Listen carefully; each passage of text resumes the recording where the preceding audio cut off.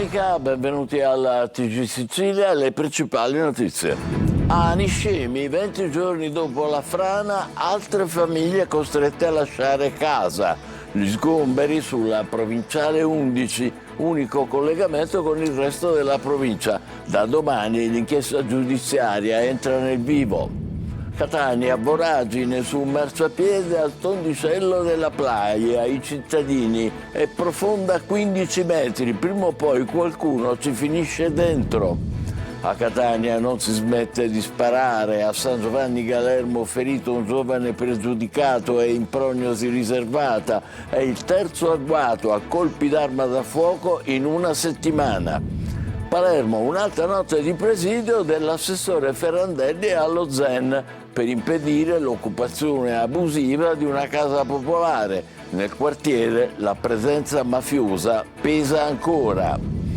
Poco più di 900 milioni del PNRR a rischio in Sicilia e ci sono anche risorse per il dissesto idrogeologico. Intanto il governo chiede alla regione stime più dettagliate per i danni del ciclone Harry.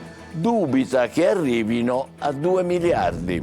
Archeologia a Catania ha riaperto il portico dell'Atleta, lo state vedendo, riemerge la città romana dimenticata per secoli. Calcio, il Palermo vince al Barbera, piega l'entella per 3-0 e continua a mettere pressione alle prime in classifica. In Serie C Catania pareggia a Siracusa nel giorno della scomparsa di Orazio Russo. Di Paolo replica d'ausilio e finisce 1-1. Terza sconfitta consecutiva per il Trapani nella trasferta di Giuliano, Granata battuti per 3-1. Non trovate a Niscemi ancora famiglie sfollate, gli sgomberi precauzionali sulla provinciale 11, unico collegamento con il resto della provincia. L'inchiesta giudiziaria intanto entra nel vivo. Gerry Italia. A Niscemi l'emergenza frana si aggrava e il bilancio degli sfollati continua a salire. Ai numeri già pesanti delle famiglie costrette a lasciare le case in zona rossa si aggiungono ora 3 nuovi nuclei sgomberati in via precauzionale lungo la strada provinciale 11. Chiuse anche le attività commerciali più esposte, abbassate le saracinesche di un laboratorio di marmi, di un negozio di prodotti per l'agricoltura e interdetto l'accesso a un vecchio deposito. Gli sgomberi sono scattati dopo i sopralluoghi tecnici del pool frana della procura di Gela, che ha riscontrato nuove criticità strutturali. Il comune ha così disposto l'allontanamento immediato delle famiglie e la chiusura delle attività situate nel tratto considerato ad alto rischio. La provinciale 11, oggi unico collegamento viario tra Niscemi e il resto della provincia dopo la chiusura delle provinciali 10 e 12, è sorvegliata speciale. I consulenti dell'autorità giudiziaria hanno individuato diversi punti di potenziale instabilità, con il pericolo concreto di nuovi cedimenti. Da ieri sono attivi circa 50 punti di monitoraggio GPS e a breve verrà installato un impianto semaforico collegato al sistema dell'Istituto Nazionale di Geofisica e Vulcanologia, pronto a bloccare immediatamente il traffico in caso di nuovi segnali di allarme. Intanto proseguono le valutazioni sulle strade provinciali 82 e 35, considerate le principali alternative per ridurre l'isolamento della città e ripristinare collegamenti più sicuri. Sul fronte dell'assistenza ai vigili del fuoco continuano le operazioni di recupero dei beni delle abitazioni in zona rossa. Solo ieri 55 interventi, 17 dei quali nella fascia più critica, tra i 30 e i 50 metri dal fronte frana. In totale sono già 1303 gli interventi dall'inizio dell'emergenza, ma la lista delle richieste resta lunga. In alcune abitazioni non è ancora possibile accedere nemmeno con l'ausilio dei droni terrestri.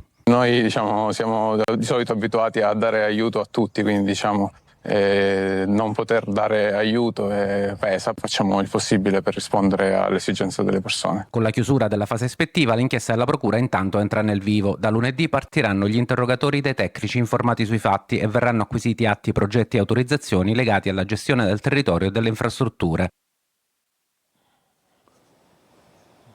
Sempre a Niscemi è iniziato il recupero della croce, simbolo del paese, crollata in seguito alla frana. L'operazione fortemente voluta dal capo della protezione civile siciliano è condotta dalle squadre dei NOX della polizia con i vigili del fuoco.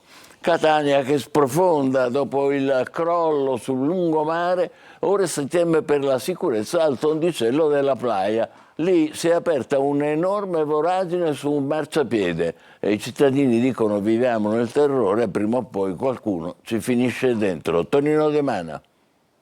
Dal lungomare al tondicello della Playa è una Catania che sprofonda sotto i segni del tempo e perché no dell'indifferenza. Case fatiscenti su tutte quelle in via Grottamagna, strade e marciapiedi che collassano e si sbriciolano con squarci sul terreno che suonano come campanelli d'allarme. Diciamo subito che non può andare sempre bene. Basti osservare queste immagini per comprendere il pericolo e la grave situazione che si registra in via Maria Santissima Assunta alla Playa, non distante da piazza Caduti del Mare. Le dimensioni della voragine: lunghezza oltre 3 metri, larghezza quasi 2, profondità 15 metri, sì, 15 metri, un salto nel vuoto che potrebbe non lasciare scampo. Da qui le paure dei residenti che vivono nel terrore, tenendo presente che in zona ci sono una scuola, una parrocchia, attività commerciali che passano anche numerosi turisti diretti al porto. Io dal mio balcone purtroppo vedo tutti i giorni persone che certe volte non se ne accorgono e gli faccio segnale con la mano di deviare questo punto qua. Cerchiamo di vedere questa situazione e di aggiustare una cosa il più presto possibile. Chiede interventi immediati il consigliere della prima municipalità, Buio. Chiederò una messa in sicurezza con le transenne immediata e una ricognizione di tutto il marciapiede. Che poi rincara la dose. Siamo al tondicello della Playa, non siamo a lungomare dove ha avuto l'attenzione mediatica, ci sta il ripristino, tutto quello che ha vissuto, ma qui è pure Catania. I residenti sono in ansia se qualcuno si fa male e adesso lo sono pure io. Non c'è tempo da perdere, in nome e per conto della sicurezza. Nuova sparatoria a Catania, stavolta nel quartiere San Giovanni Galermo. La vittima è un 23enne ferito al braccio. È il terzo episodio in città nell'ultima settimana. Luca Ciliberti. A Catania si spara ancora, è il terzo evento accertato nell'ultima settimana. Stavolta la vittima è un 23enne che è ricoverato in prognosi riservata nell'ospedale Garibaldi Centro di Catania, dove è stato sottoposto a un intervento chirurgico per una ferita da arma da fuoco al braccio. Il giovane è stato trovato da alcuni passanti in via Fava a terra dopo essere caduto mentre era alla guida del suo scooter. Sembra che l'uomo sia rimasto per un po' di tempo sull'asfalto privo di sensi e in una pozza di sangue fino a quando non è intervenuto il personale del 118 e gli agenti della squadra delle volanti. Secondo una prima ricostruzione, la sparatoria sarebbe avvenuta nella notte proprio in via Capopassero, nel rione San Giovanni Galermo, al culmine di una lite per futili motivi. La zona è una florida piazza di spaccio. Sembra che contro il 23enne siano stati esplosi più colpi di pistola e uno solo lo abbia centrato mentre tentava la fuga a bordo del suo scooter. Sull'episodio sta indagando la squadra mobile della questura di Catania. A Palermo, seconda notte di presidio dell'assessore Ferrandelli allo Zen per impedire l'occupazione abusiva di una casa popolare nel quartiere. La presenza mafiosa lì pesa ancora. Maglio Viola. Seconda notte di presidio civico nel quartiere Zen di Palermo, un presidio messo in scena dall'assessore alla casa del comune Fabrizio Ferrandelli per impedire l'occupazione abusiva di un immobile popolare dal quale una famiglia è stata cacciata nei giorni scorsi con minacce e pressioni. Una casa riconsegnata al comune è in attesa di nuova assegnazione. 2 notti fa sono state tentate blande intimidazioni staccando ripetutamente la luce, ma il presidio non si è scoraggiato. Ieri è arrivato il sindaco, poi tanti volontari, l'assessore Carta, l'ex assessore Rosi Pennino, il parroco che nelle scorse settimane ha visto per 2 volte sparare colpi d'arma da fuoco contro la chiesa. Oggi il clima sembra già avviato a cambiare. Il caffè di questa mattina a Ferrandelli e agli uomini e alle donne del presidio lo hanno portato i vicini di casa, un segnale importante per l'assessore che lo sottolinea con forza. Mi piace pensare che si possa iniziare un percorso di regolarizzazione dei processi, dimostrando che le regole convengono a tutti se le rispettiamo e che si possa venire fuori insieme dandoci la mano. Non un presidio contro il quartiere, ma per il quartiere è il messaggio che si vuole mandare. Le regole servono a tutti, il controllo sulle case deve tenerlo l'amministrazione pubblica, non il racket dell'abitazione. Oggi succede allo Zen, ma nelle scorse settimane è successo anche in altri quartieri. In un caso un immobile è stato devastato pur di impedirne la legittima assegnazione. Quell'immobile è stato ristrutturato e assegnato ugualmente. Allo Zen il presidio continuerà fino all'assegnazione della casa definitiva e probabilmente anche dopo, fino alla normalizzazione della situazione. Poco più di 900 milioni, fondi del PNRR, a rischio in Sicilia e sono comprese anche risorse non utilizzate per il dissesto idrogeologico. Intanto da Roma il Ministero dell'Economia ferma i nuovi stanziamenti d'emergenza e chiede alla Regione stime più dettagliate, dubitando che i danni arrivino a 2 miliardi. Maglio Viola. È corsa contro il tempo in Sicilia per trasmettere al Ministero della Protezione Civile e soprattutto a quello dell'Economia e della Finanza una stima dettagliata dei danni del ciclone Henry nell'isola. Mercoledì prossimo infatti il Consiglio dei Ministri tornerà a parlare proprio di questa emergenza, ma per deliberare nuovi stanziamenti e provvedimenti chiede alle regioni stime dettagliate. Il primo documento arrivato dalla Sicilia parla di 2 miliardi di euro di danni dal Dipartimento delle Finanze, però il documento viene definito generico e sommario. Per procedere servono stime dettagliate, voce per voce, con prove documentali del danno. Il Ministero non lo dice chiaramente, ma traspare la convinzione di una sopravvalutazione. Da Palermo però si fa presente che stime dettagliate ora, con le segnalazioni e i sopralluoghi in corso, è difficile darne. Solo domani si completerà ad esempio la procedura per i danni agricoli. Si corre comunque per inviare un nuovo documento per tempo a Roma, sperando che il Consiglio dei Ministri deliberi anche la sospensione del pagamento delle tasse e dei contributi per i danneggiati dopo la moratoria delle bollette stabilita dall'autorità competente. Intanto scatta un altro allarme. In Sicilia ci sarebbero a rischio 910 milioni di euro di fondi del PNRR. I relativi progetti non ci sono o non arriveranno in porto per tempo, ma solo una parte di questi soldi sono allocati nel sistema del dissesto idrogeologico. L'idea è quella di dirottarli sull'emergenza ciclone e frana di Niscemi, ma forse solo circa 200 milioni di questo tesoretto potrebbero arrivare. Serve comunque una rapida interlocuzione con Roma e Bruxelles. Sempre a Palermo, all'Assemblea regionale, il leader del movimento controcorrente, Ismaele Lavardera, lancia la sua candidatura alla presidenza della regione siciliana. È convinto della conclusione anticipata della legislatura. Luca Ciliberti. Se oggi prendo la scelta che sto per annunciarvi è anche grazie a lei.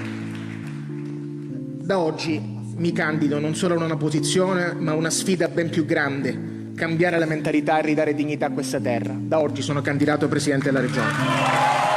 Non è tanto la fuga in avanti ampiamente immaginabile nel quadro della politica regionale siciliana, ma quello che dice Ismaele Lavardera, leader del movimento controcorrente, presentando la sua candidatura alla poltrona di Presidente della regione siciliana per il dopo Schifani. La legislatura, che vi dico subito, non si chiuderà a scadenza naturale. L'accelerazione prevede che io ho avuto certezze da Roma che questa legislatura si chiuderà entro quest'anno e quindi bisogna prepararsi operativamente. Se gli altri non hanno questo feedback mi dispiace, bisogna prepararsi. In una convention partecipata a Palermo il deputato regionale ha presentato contenuti e idee di programma ad un anno dalla nascita del suo movimento. Davanti ad elezioni anticipate Lavardera troverebbe tutti i concorrenti spiazzati, impreparati e senza candidati pronti. Noi stiamo lanciando una sfida alla vecchia classe politica.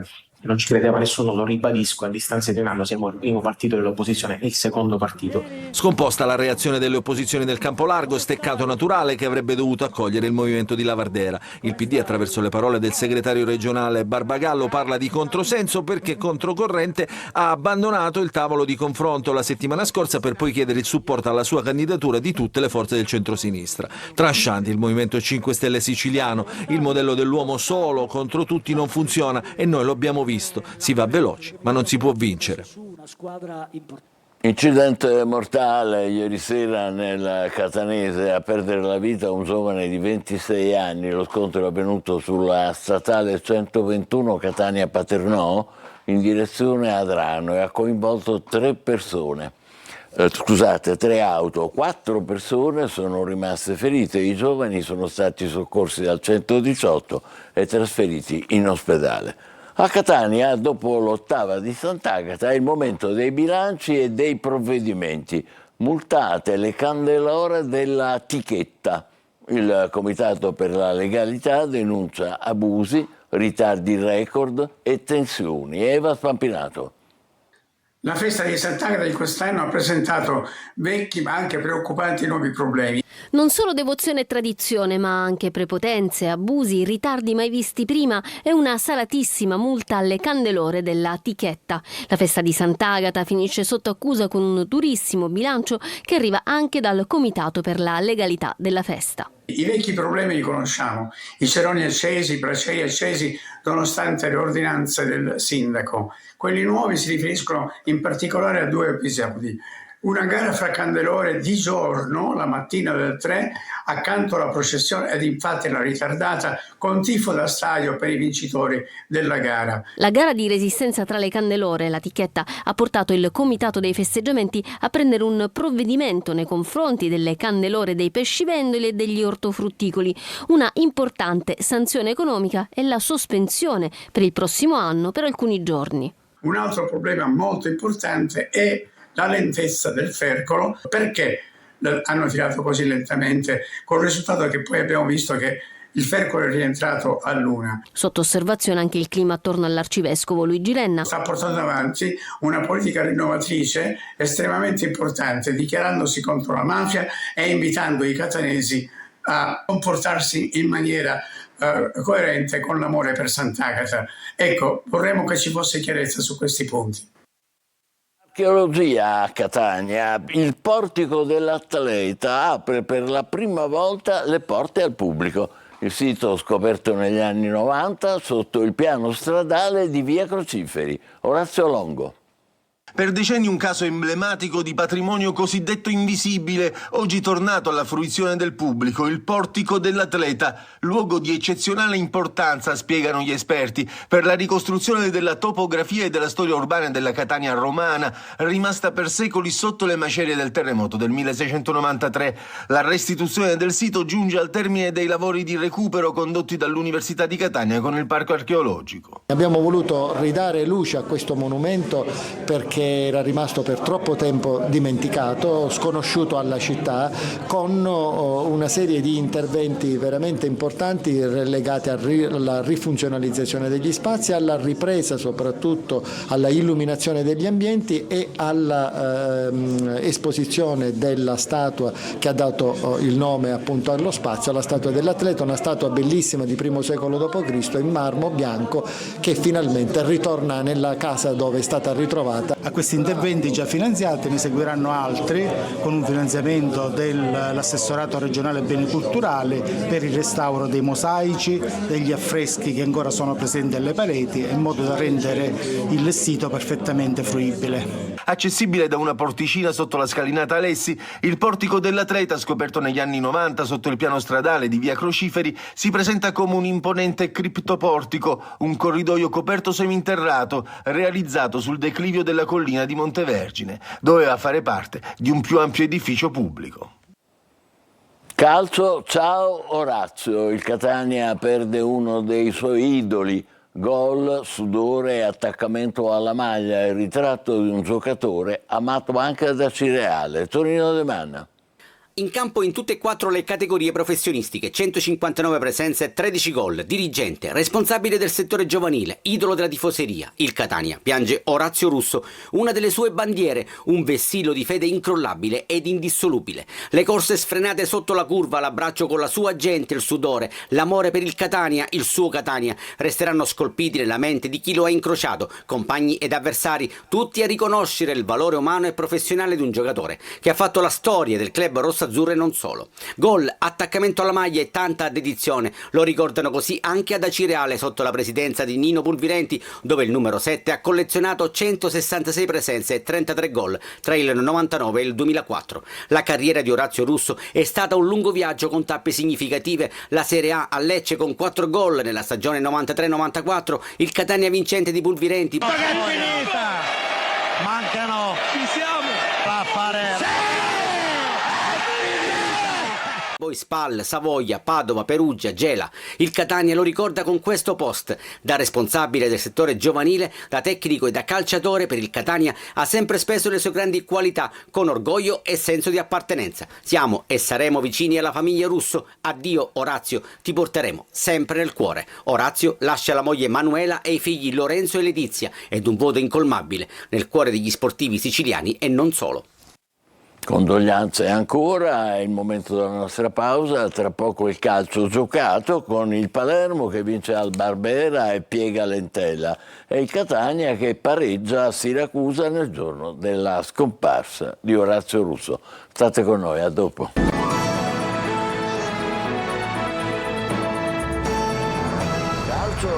Palermo continua a vincere e a mettere pressione alle prime in classifica. Ieri al Barbera la netta vittoria sull'Entella per 3-0. Marco Gullà.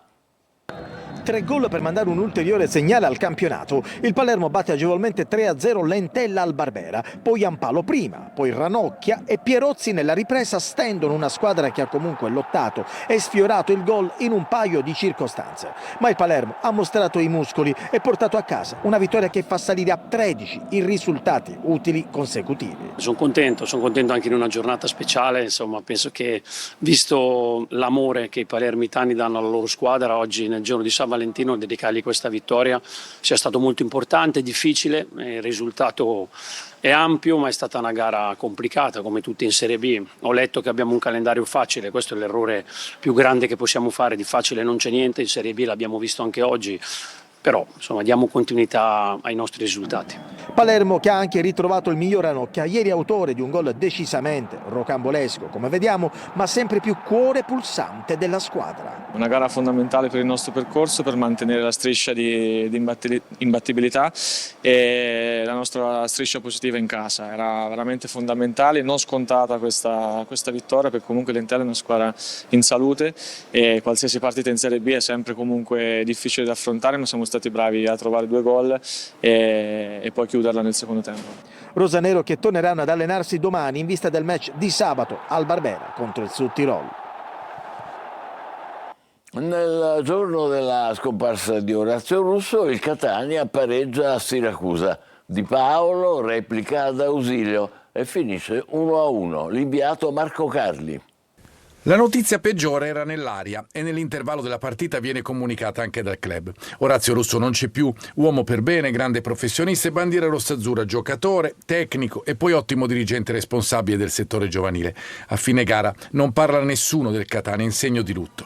Sul campo gli etnei pareggiano con il Siracusa. 30 minuti molto tattici, senza occasioni di rilievo, ma alla prima possibilità concreta il Catania colpisce, D'Ausilio recupera la palla, Bruzzaniti si allunga sulla sinistra e crossa, Casasola dalla parte opposta indirizza di testa verso l'angolo a destra di Farroni che può solo ribattere. Sul pallone arriva come un falco D'Ausilio che mette in rete 0-1. Con un'azione simile il Catania va ancora in gol, ma Pieraccini servito da Bruzzaniti secondo l'arbitro in fuorigioco è una decisione che lascia molti dubbi. Il secondo tempo comincia dopo la comunicazione da parte del club etneo della scomparsa di Orazio Russo. Nei minuti iniziali arriva il pari del Siracusa. Arditi imbecca in area di Paolo che in precario equilibrio riesce lo stesso a deviare in rete per l'1-1. Il gol galvanizza i padroni di casa che vanno ancora al tiro con Arditi. Dini non si fa sorprendere. Il Catania non ci sta e su colpo di testa di Caturano costringe Farrone al grande intervento. In avvio di recupero, 7 minuti, D'Ausilio ha una grande occasione dopo la girata mancata di Lorfini, ma è bravissimo Farroni. Le panchine chiedono l'intervento dell'FVS per 2 episodi in area di rigore, protagonisti Casasola da una parte e Gudelevicius dall'altra, ma l'arbitro dopo revisione non ravvede gli estremi per intervenire. Dopo la decisione seguente alla richiesta retusea, Turati viene espulso per proteste. Finisce 1-1, ottima prestazione del Siracusa, il Catania continua a ritmo lento, 2 punti in 3 partite e non approfitta dello stop del Benevento con il Latina. Terza sconfitta consecutiva per il Trapani. Nella trasferta di Giuliano, Granata battuti per 3-1. Franco Cammarasana. Se non è crisi poco ci manca, 3 sconfitte di fila nelle ultime 3 partite con 9 gol subiti e appena una segnata. Anche in casa del Giuliano, ultima in classifica e adesso a un solo punto da Granata, il Trapani ha confermato tutta la fragilità del complesso uscito fuori dal mercato di gennaio. Eppure Granata alla prima occasione su un angolo calciato al 10° da Ortisi erano passati in vantaggio su una conclusione di testa di Motok, chiudendosi poi a difesa del risultato. Appena iniziata la ripresa però il Giuliano ha cinto d'assedio la squadra di Aronica dopo 2 salvataggi di Galeotti su De Rose al 48° e al 53°. Al 73° i padroni di casa pervenivano al pareggio con Murilo che approfittava di un liscio di Motok per presentarsi solo davanti a Galeotti. Partita a tratti anche nervosa e difese ballerine. Il Trapani avrebbe potuto approfittarne con forte all'88° e al 90°, ma in entrambi i casi l'attaccante ha mostrato tutti i suoi limiti facendosi neutralizzare le conclusioni dal greco. Al 94esimo l'imprendibile Volpe crossava per la testa della corrente Davino che portava in vantaggio il Giuliano, mentre al 96esimo Balde fissava il punteggio finale sul 3-1. Ci fermiamo qui, grazie per averci seguito, ancora buona domenica, appuntamento alle 20.